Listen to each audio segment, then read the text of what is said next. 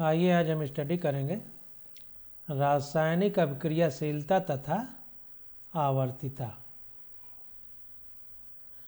English में इसको बोलेंगे periodic trends and chemical reactivity.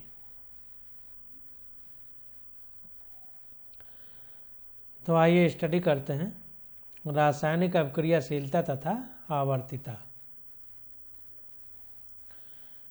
तो कहने का मतलब रासायनिक अभिक्रियाशीलता मतलब कि जो तत्व हैं, रासायनिक तत्व, उनमें क्रियाएं क्या हो रही हैं और किस प्रकार से आवर्त में बाएं तरफ से दाएं तरफ जाने में और वर्ग में ऊपर से नीचे जाने में गुणधर्मों में किस तरह से परिवर्तन हो रहा है और फिर से उनका चक्रण हो रहा है। तो हमने कुछ मौलिक गुणों जैसे परमाणु एवं आयनन त्रिज्या, आयनन एंथैल्पी, इलेक्ट्रॉन लब्ध एंथैल्पी और संयोजकता में आवर्त प्रवृत्ति का अध्ययन किया। मतलब किस तरह आने जाने में आवर्त सारणी में परिवर्तन हो रहा है। अब तक हम यह जान गए हैं कि आवर्तिता इलेक्ट्रॉनिक विन्यास से संबंधित है। तो अब तक ये पता चला है कि जो आवर्तिता है वह इलेक्ट्रॉनिक विन्यास से संबंधित है। मतलब इलेक्ट्रॉनिक विन्यास के आधार पर तत्व के गुणों में परिवर्तन आता है। भौतिक एवं रासायनिक गुणधर्म तत्वों के इलेक्ट्रॉनिक विन्यास की अभिव्यक्ति है।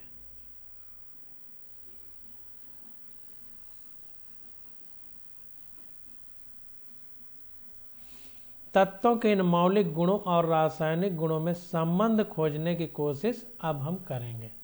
तो जो मौलिक गुण हैं और रासायनिक गुण हैं तत्वों के, उनमें क्या संबंध है इसके बारे में हम आगे समझेंगे। तो हम जानते हैं कि आवर्त में बाईं से दाईं ओर जाने पर परमाणु एवं आयनिक त्रिज्या घटती है, पीछे पड़ चुके हैं। अब आवर्त जो ऐसे पड़ी लकीरें हैं इनको आवर्त कहते हैं, यानी बाईं तरफ से दाईं तरफ जाएंगे तो कहेंगे आवर्त में आगे चल रहे हैं, ऊपर से नीचे की तरफ जाएंगे तो कहेंगे वर्ग में नीचे जा रहे हैं। फलस्वरूप आवर्त में आयनन एंथैल्पी साधारणतया बढ़ती है, कुछ अपवादों को छोड़कर, जिसका विवरण भाग 3.7.1 का में दिया है। तो वही कह रहा है कि जब आवर्त सारणी में हम आगे बढ़ते हैं यानी आवर्त में बाएं से दाएं तरफ जाते हैं तो आयनन एंथैल्पी साधारणतया बढ़ती है, कुछ अपवाद हैं जिनका विवरण 3.7.1 का में दिया गया है, तथा इलेक्ट्रॉन लब्ध एंथैल्पी और विद्युत ऋणात्मक हो जाती है। तो इलेक्ट्रॉन लब्ध एंथैल्पी जो है यानी इलेक्ट्रॉन गेन एंथैल्पी और अधिक ऋणात्मक हो जाती है बाईं से दाईं तरफ चलने में। अब आप लोग आवर्त सारणी याद करिए तो और अच्छे से चीजें क्लियर होंगी।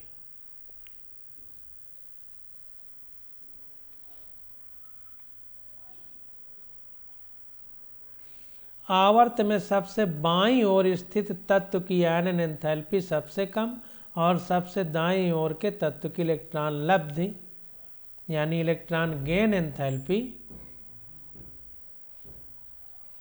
सबसे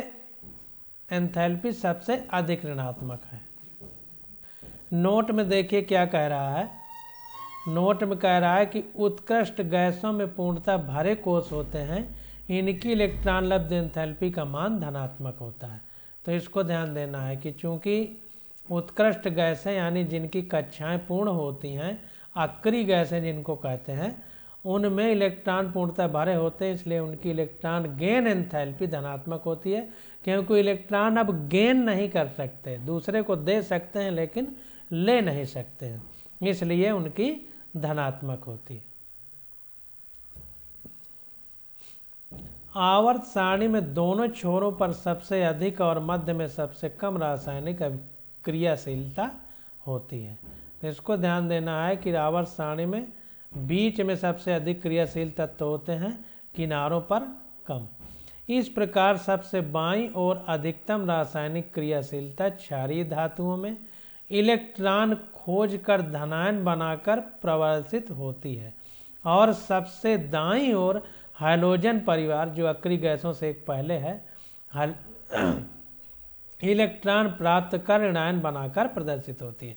खोज कर नहीं खोकर मतलब इलेक्ट्रॉन खो करके धनायन बनाएंगे क्षारीय धातु में और इलेक्ट्रॉन प्राप्त करके ऋणायन बनाएंगी हैलोजन परिवार।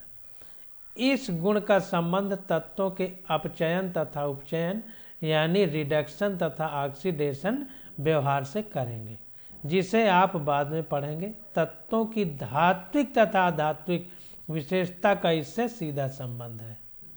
तो तत्वों की जो धात्विक और अधात्विक प्रवृत्ति है उसका सीधा संबंध है ऋणायन और धनायन जो बना रहे हैं और अपचयन या उपचयन जो हो रहा है।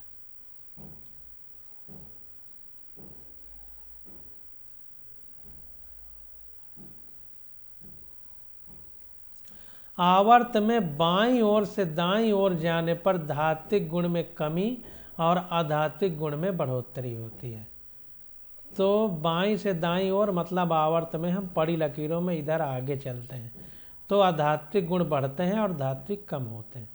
तत्वों की रासायनिक क्रियाशीलता उनकी ऑक्सीजन और हाइड्रोजन से क्रिया कराकर प्रदर्शित की जा सकती है। यहाँ ऑक्सीजन से तत्वों की अभिक्रिया पर हम विचार करेंगे।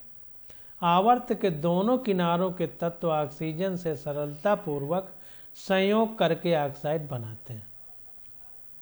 इसको ध्यान देना बहुत इंपॉर्टेंट है कि आवर्त के दोनों किनारों पर जो तत्व हैं वो आसानी से संयोग करके ऑक्साइड बनाते हैं। सबसे बाईं ओर के तत्वों के साधारण ऑक्साइड सबसे अधिक क्षारीय होते हैं, क्योंकि क्षारीय धातु हैं तो ऑक्साइड सबसे अधिक क्षारीय होंगे जैसे Na2O, और जो सबसे दाईं ओर हैं उनके ऑक्साइड सबसे अम्लीय होते हैं। उदाहरणार्थ Cl2O7 दिया है क्योंकि क्लोरीन हैलोजन फैमिली में आती है।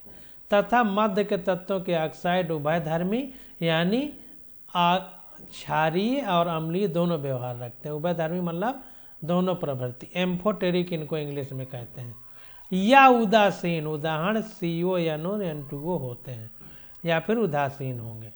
इसको ध्यान देना है। उभयधर्मी यानी एम्फोटेरिक ऑक्साइड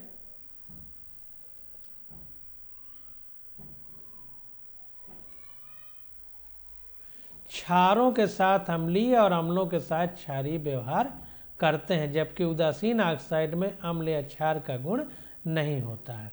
तो इसको ध्यान देना है कि जो उभयधर्मी है यानी दोनों गुण रखता है तो क्षारों के साथ वो अम्लीय रखेंगे गुण तभी उदासीन कर पाएंगे, और अम्लों के साथ क्षारीय व्यवहार करते हैं, और जो उदासीन है उनके साथ अम्ल या क्षार कोई गुण नहीं देंगे क्योंकि वो खुद ही उदासीन है। अब देखिए एक उदाहरण है, इसमें हम विचार करें। कह रहा है कि जल से रासायनिक अभिक्रिया द्वारा दर्शाएं कि Na2O एक क्षारीय एवं Cl2O7 एक अम्लीय ऑक्साइड है। तो Na2O जल से अभिक्रिया करके प्रबल क्षार बनाता है जबकि Cl2O7 प्रबल अम्ल बनाता है। अब देखिए रिएक्शन हो रही है तो 2Na प्लस H2O से अभिक्रिया होगी तो NaOH बनता है। बैलेंस करने के लिए 2 लगा दिया गया तो NaOH हमारा प्रबल क्षार होता है।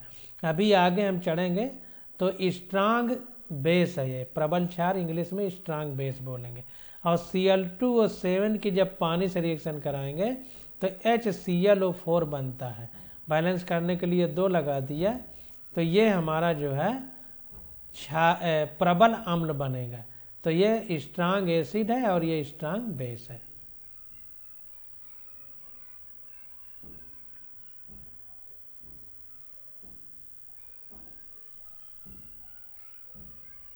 स्ट्रांग बेस,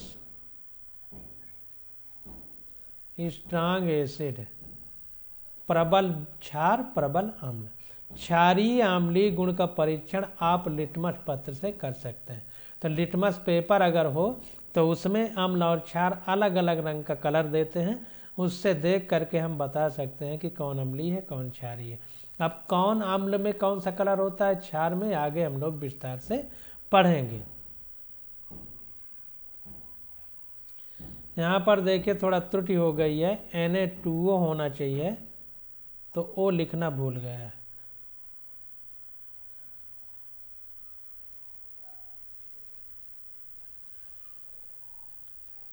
तो यहाँ पर Na2O होगा, पानी के साथ रिएक्शन होगी तो 2NaOH बनेगा। H इधर 2 है, इधर भी 2 है, Na इधर 2 है, इधर भी 2 हो गया, ओ एक ओ ये 2 है, 2 इधर भी हो गए, तो यानी 2 होना चाहिए, 2 यानी गलत लिखा है, इसको सही कर लीजिए।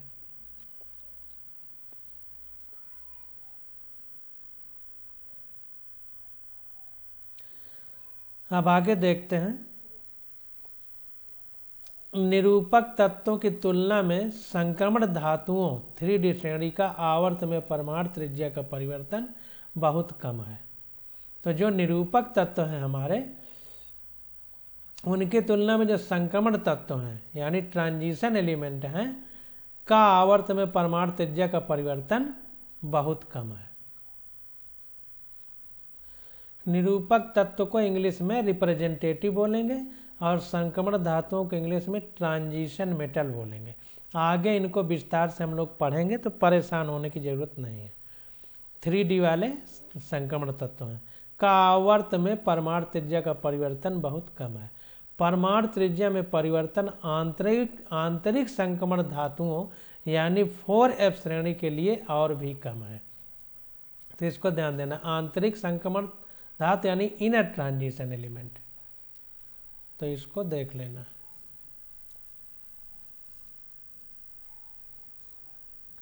आयनन एंथैल्पी S और P ब्लॉक के तत्वों के मध्य है। आयनन एंथैल्पी S और P ब्लॉक के तत्वों के मध्य है। परिणाम स्वरूप ये तत्व जो आयनन एंथैल्पी है इनकी ट्रांजिशन एलिमेंट और ये निरूपक रिप्रेजेंटेटिव एलिमेंट या इनर ट्रांजिशन एलिमेंट की, तो इनकी आयनन एंथैल्पी S और P ब्लॉक के तत्वों के मध्य है। परिणाम स्वरूप ये तत्व वर्ग 1 और 2 की धातुओं की तुलना में कम विद्युत धनी है।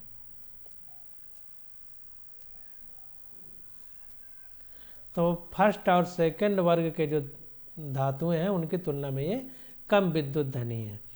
मुख्य वर्ग के तत्वों में उनके परमाणु क्रमांक बढ़ने से सामान्यतया परमाणु तथा आयनिक त्रिज्या बढ़ती है।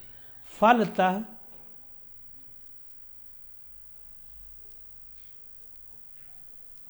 धीरे धीरे आयनन एंथैल्पी घटती है और इलेक्ट्रॉन लब्ध एंथैल्पी में नियमित कमी कुछ अपवाद तीसरे वर्ग के तत्वों में है जिन्हें भाग 371 ग में दर्शाया गया है होती हैं। वो सब ऊपर लिखा गया है, जो एक्सेप्शन है अभी हम जब आंसर क्वेश्चन लगाएंगे तो सब आएंगे, तो फिर से रिवीजन होगा। इस प्रकार वर्ग में नीचे जाने पर धात्विक गुण बढ़ता है और अधात्विक गुण घटता है। तो इसको ध्यान देना है, इतना बस याद कर लीजिए कि वर्ग में नीचे जाने पर धात्विक गुण बढ़ता है और अधात्विक गुण घटता है। इस प्रवृत्ति को उनके उपचयन तथा अपचयन के गुणों से जोड़ा जा सकता है, जिसे आप बाद में पढ़ेंगे। संक्रमण तत्वों की प्रवृत्ति इसके विपरीत है।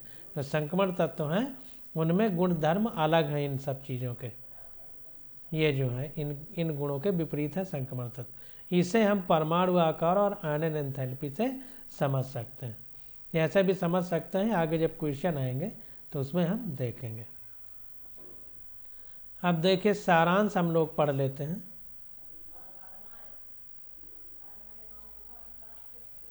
सारांश में देखिए क्या कह रहा है। इस एकक में आपने यानी इस चैप्टर में आपने आवर्त नियम और आवर्त सारणी के विकास का अध्ययन किया है। मेंडलीफ आवर्त सारणी परमाणु द्रव्यमान पर आधारित थी। फिर से देखिए वही चीजें आ रही हैं। आधुनिक आवर्त सारणी परमाणु क्रमांक पर आधारित है। आधुनिक आवर्त सारणी में तत्वों की व्यवस्था उनके बढ़ते हुए परमाणु क्रमांक के क्रम में 7 क्षैतिज पंक्तियों जिनको आवर्त कहते हैं और 18 ऊर्ध्वाधर स्तंभों जिनको वर्ग या परिवार में की गए। आवर्त में परमाणु क्रमांक क्रमशः बढ़ता है जबकि वर्ग में वो एक पैटर्न से बढ़ता है। तो इसको ध्यान देना है कि आवर्त में यानी बाएं से दाएं तरफ जब चलेंगे तो परमाणु क्रमांक क्रमशः बढ़ता है जबकि वर्ग में वह एक पैटर्न से बढ़ता है। एक वर्ग के तत्वों में समान संयोजी कोष यानी वैलेंस सेल इलेक्ट्रॉनिक विन्यास होता है। तो एक वर्ग के जो तत्व होते हैं उनमें वैलेंस सेल इलेक्ट्रॉनिक विन्यास एक समान होता है, संयोजी वाला यानी बाहर वाला। इसलिए ये समान रासायनिक गुणधर्मों को दर्शाते हैं। हमने बताया था कि गुणधर्म इलेक्ट्रॉनिक विन्यास पर आधारित है। अब बाहरी कक्षा के इलेक्ट्रॉनिक विन्यास चूंकि एक ही समान है इसलिए एक तरह के गुणधर्म दिखाते हैं एक वर्ग वाले। एक ही आवर्त के तत्वों में बाईं से दाईं ओर जाने पर इलेक्ट्रॉनों की संख्या में वृद्धि होती है, इसको ध्यान देना है। आवर्त में जब एक तरफ से दूसरी तरफ जाते हैं तो इलेक्ट्रॉनों की संख्या में वृद्धि होती है, अतः इनकी संयोजकताएं भिन्न भिन्न होती हैं। आवर्त सारणी में इलेक्ट्रॉनिक विन्यास के आधार पर 4 प्रकार के तत्वों की पहचान की गई। ये तत्व कौन कौन से हैं? एस ब्लॉक तत्व, पी ब्लॉक, डी ब्लॉक और एफ ब्लॉक। 1s कक्षक में एक इलेक्ट्रॉन होने के कारण आवर्त सारणी में हाइड्रोजन का स्थान अद्वितीय है। क्योंकि 1s में एक ही इलेक्ट्रॉन है हाइड्रोजन में, इसलिए हाइड्रोजन का स्थान अद्वितीय है, यानी ये पहले में भी रखा गया है, सातवें में भी। ज्ञात तत्वों में 78% से अधिक संख्या धातुओं की है। ध्यान देना है कि आवर्त सारणी में सबसे ज्यादा धातुएं हैं। अधातुओं की संख्या 20% से कम है, जो आवर्त सारणी में दाईं ओर शीर्ष पर स्थित है। आवर्त सारणी में दाईं ओर शीर्ष पर स्थित है। ऐसे तत्व जो धातुओं और अधातुओं के सीमावर्ती हैं उनको अर्ध धातुएं यानी सेमी मेटल या उपधातुएं यानी मेटलॉइड कहलाते हैं। मतलब वो न धातु है न अधातु है। अब इनके उदाहरण कुछ दिए गए हैं, जैसे SiGeAs यानी सिलिकॉन, जर्मेनियम, आर्सेनिक। वर्ग में नीचे की ओर बढ़ने पर तत्वों के धात्विक गुणों में वृद्धि होती है, फिर पढ़ चुके हैं। बाएं से दाईं ओर जाने पर आवर्त में धात्विक गुण में कमी होती है। ये सब चीजें याद रखिए, बार बार आएंगी। तत्वों के भौतिक तथा रासायनिक गुण उनके परमाणु क्रमांक के साथ आवर्तित होते हैं, मतलब परमाणु क्रमांक के हिसाब से बदलते हैं।